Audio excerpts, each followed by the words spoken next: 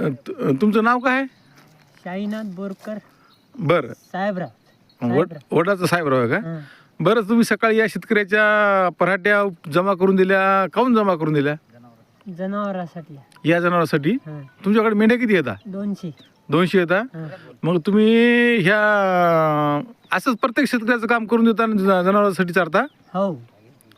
अच्छा, हं. म्हणजे आपल्या जनावरा उपाशी राहू नये. हं. उपाशी राहू नये. बरं. हं. अरे वा, काय बात आहे. हं. आणि आता याच्यातून तुम्हाला उत्पादन किती मिळेल हे मला माहीत नाही, पण ह्या 200 जनावर एवढे तुमचे चांगले आहेत? हो. अरे बापरे. आणि याची रात्रभर आता कशी सायसो घेणार तुम्ही? जाळ्या.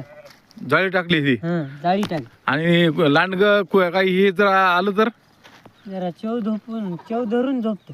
चौधरून झोपता हं. एवढ्या थंडीमध्ये? हा. अरे बापरे, कमाल आहे. आणि हे तुमचा कोण आहे? सोयरेच आहे. सोरीच येतं? हं. अरे बापरे. आणि हा मुलगा काय करते?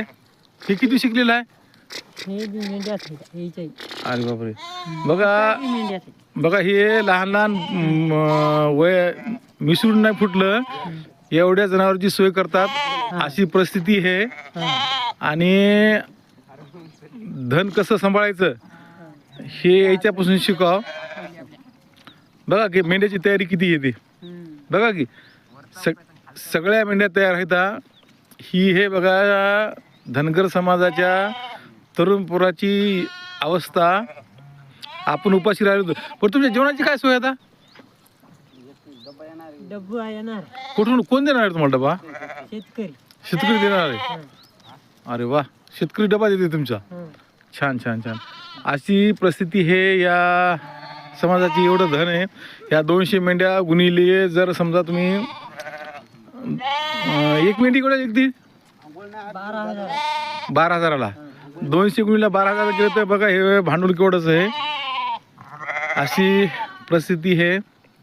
आणि आता एवढ्या थंडीमध्ये हे या ठिकाणी थांबणार आहेत. ह्या मेंढ्याची एवढी सोय करायचं. कापूस शेतकऱ्याला पूर्ण उपटून दिला सांगतात ते. धन्यवाद. हा संघर्ष इतर धनगर समाज असेल, इतर कोणताही समाज असेल त्या मुलांनी घ्यावा आणि आपला उद्योगधंदा उभा करावा. एवढंच तुम्हाला माझ्या यूट्यूबच्या चॅनल